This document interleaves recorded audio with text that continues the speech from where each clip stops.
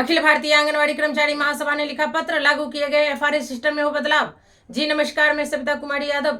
अब भारतवर्ष की तमाम आंगनवाड़ी सेविका सहायिका बहनों का आपका अपना यूट्यूब चैनल सविता कुमारी यादव में हार्दिक स्वागत करती हूँ, नंदन करती हूँ, अभिनंदन करती हूँ। बहनों, आपको बताते चले कि ये जो एफआरएस सिस्टम लागू हुआ है, ये सिर्फ बिहार के आंगनवाड़ी केंद्रों पर नहीं बल्कि पूरे भारतवर्ष के आंगनवाड़ी केंद्रों पर लागू हुआ है। आपको बताते चले कि ये जो योजना चल रही है और इसके अंतर्गत जो लाभार्थी होते हैं वो गरीब गुरबा परिवार से आते हैं और ये लोग अपना भरण पोषण करने के लिए खेत खलिहानों में ईंट भट्टों पे काम करने को चली जाती हैं। ऐसी परिस्थिति में इनके परिवार के जो सदस्य होते हैं वो आकर आंगनवाड़ी केंद्र से टीएचआर के रूप में कच्चा राशन प्राप्त करते हैं।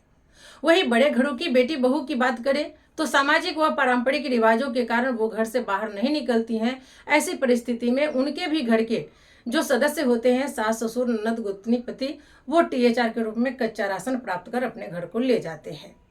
अगर इस सिस्टम में बदलाव नहीं हुआ तो सही लाभार्थी होते हुए भी वो लाभ से वंचित रह जाएंगे। इसी को लेकर अखिल भारतीय आंगनवाड़ी कर्मचारी महासभा ने आईसीडीएस निदेशक को पत्र लिखा है और प्रतिलिपि महिला एवं बाल विकास मंत्रालय भारत सरकार को भी किया है।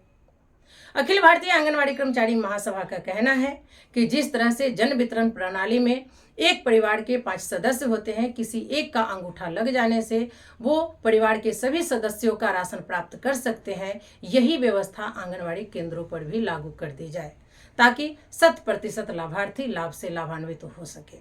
नहीं तो लाभ से वो वंचित रह जाएंगे और इसकी सारी जवाबदेही भारत सरकार और स्टेट गवर्नमेंट की होगी, चाहे वो जहां की भी स्टेट गवर्नमेंट हो। इसको लेकर अखिल भारतीय आंगनवाड़ी कर्मचारी महासभा जो पत्र लिखी है, आइए उसके बारे में मैं आप लोगों को पूरी जानकारी पढ़कर सुनाती हूँ। तो आइए डालते हैं एक नजर महासभा द्वारा लिखे गए पत्र पर। तो आप देख सकते हैं, ये है अखिल भारतीय आंगनवाड़ी कर्मचारी महासभा की स्थापना वर्ष और ये है रजिस्ट्रेशन संख्या। अखिल भारतीय आंगनवाड़ी कर्मचारी महासभा के पत्रांक 44 दिनांक 25/12/2024 के आलोक में आईसीडीएस निदेशक महोदय को पोषण ट्रैकर ऐप पर एफआरएस लागू करने से पूर्व आग्रह पूर्वक दिए गए सुझाव पर गंभीरतापूर्वक विचार करने के संबंध में पत्र लिखा गया है। इस पत्र में और क्या लिखा गया है, आइए मैं आप लोगों को विस्तार पूर्वक पढ़कर सुनाती हूँ। सेवा में निदेशक आईसीडीएस, इंदिरा भवन, बेली रोड, पटना।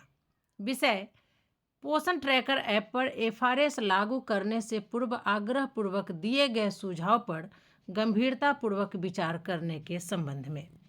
महोदय, निवेदन पूर्वक कहना है कि भवदीय के पत्रांक 6859 दिनांक 20/11/2024 के द्वारा पोषण ट्रैकर ऐप पर फेस ऑथेंटिकेशन मॉड्यूल पर कार्य करने हेतु आंगनवाड़ी सेविकाओं को परियोजना स्तरीय प्रशिक्षण आयोजित करने हेतु निर्देशित किया गया है।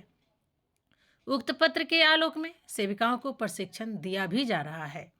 ध्यातव्य हो कि आंगनवाड़ी के अधिकांश लाभुक गरीब मजदूर परिवार से ताल्लुक रखते हैं। गरीबी के कारण लाभुक परिवार की महिलाएं भी मजदूरी करने और खेतों में काम करने घर से बाहर जाती हैं, तो वहीं कुछ महिलाएं सामाजिक और पारंपरिक रिवाजों के कारण घर से बाहर भी नहीं निकलती हैं। ऐसी स्थिति में उनके परिवार के नज़दीकी सदस्य आंगनवाड़ी केंद्र पर आकर टीएचआर घर को ले जाते हैं। फेस ऑथेंटिकेशन मॉड्यूल लागू करने से 100% टीएचआर वितरण हो पाना संभव नहीं दिख रहा। महोदय, इस प्रसंग में स्पष्ट करते हुए कहना है कि यदि खाद्य एवं उपभोक्ता संरक्षण विभाग अंतर्गत जन वितरण प्रणाली के माध्यम से जिस प्रकार की व्यवस्था बिहार में आम लाभुकों को प्रदान की गई है, यदि वैकल्पिक व्यवस्था के तौर पर आंगनबाड़ी में भी टीएचआर वितरण हेतु वही व्यवस्था लागू किया जाता तो निश्चित तौर पर पारदर्शी तरीके से 100% लाभुक को लाभान्वित किया जा सकता है। अन्यथा सही लाभार्थी होते हुए भी लाभ से वंचित रह जाएंगे। कृपया सेविकाओं की परेशानी और लाभुकों के हित को ध्यान रखते हुए अपने स्तर से समुचित निर्णय लेने की कृपा करें। सादर सूचनार्थ समर्पित एवं आवश्यक कार्यार्थ हेतु प्रेषित। भवदीय सविता कुमारी, प्रदेश महासचिव, अखिल भारतीय आंगनवाड़ी कर्मचारी महासभा। ये प्रतिलिपि महिला एवं बाल विकास मंत्रालय भारत सरकार को भी की गई है। अगला पत्र जो महिला एवं बाल विकास मंत्रालय भारत सरकार को भेजी जाएगी, इसकी भी सूचना आप लोगों को दे दी जाएगी। तो आप लोगों ने देखा, जो पूरे भारत में एफआरएस सिस्टम लागू हुआ है, उसको लेकर अखिल भारतीय आंगनवाड़ी कर्मचारी महासभा द्वारा पत्राचार कर दिया गया है। अब इसका जवाब क्या आता है, अगली वीडियो में मैं आप लोगों को बताने का काम करूंगी।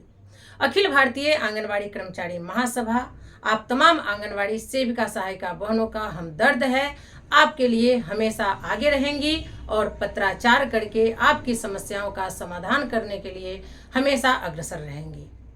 तो चलिए आज के वीडियो में फिलहाल इतना ही, फिर मिलते हैं अगले वीडियो में कुछ और नई जानकारियों के साथ। हमारा वीडियो आपको कैसा लगा एक कमेंट कर जरूर बताएंगे। तब तक के लिए हम आपसे विदा लेते हैं। नमस्कार।